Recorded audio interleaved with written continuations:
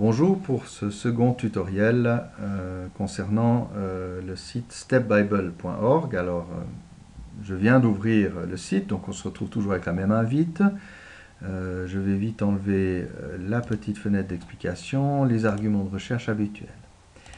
Alors, la deuxième question qui était posée dans le teaser que je vous ai envoyé, c'est: est-il vrai que le prénom Jésus et le prénom Josué sont transcrits de la même manière dans le Nouveau Testament grec?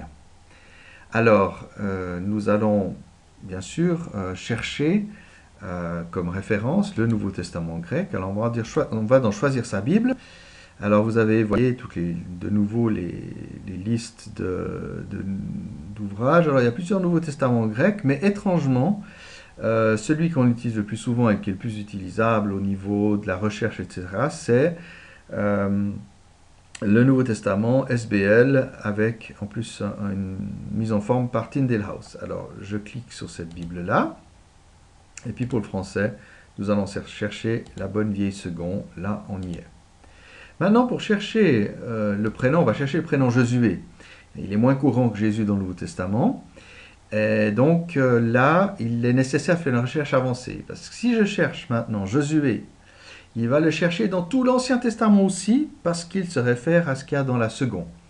Le problème, c'est que la Bible SBLG n'est qu'un Nouveau Testament grec. Donc, on va dans une recherche avancée. Alors ici, on peut choisir plusieurs choses, un ou plusieurs mots, tous les mots, la phrase exacte. On va dire un ou plusieurs mots, et nous allons donc taper Josué.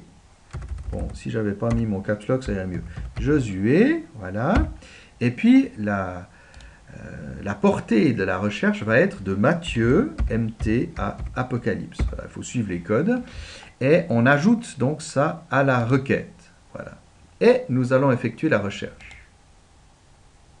Alors, vous remarquez déjà qu'il n'est que question deux fois de Josué, ici, hein, et puis ici.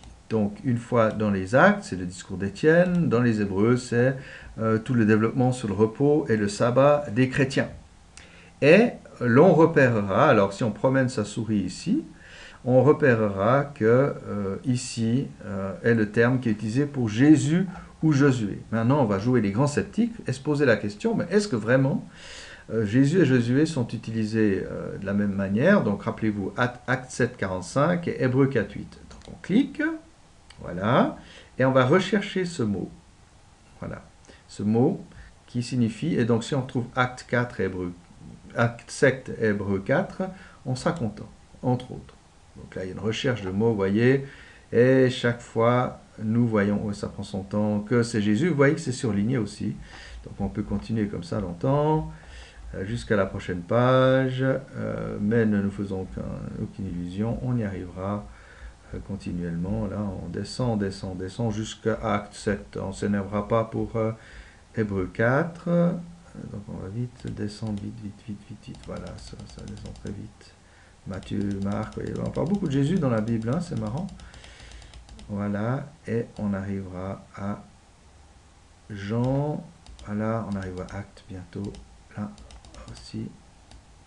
Oh, voilà, ça descend. Hein. C'est clair que Jésus est un terme, un prénom fréquent. Hein. Aïe, aïe, aïe. Allez, allez, allez, allez. Voilà, Actes. Alors, donc c'est chaque fois Jésus qui est en cause.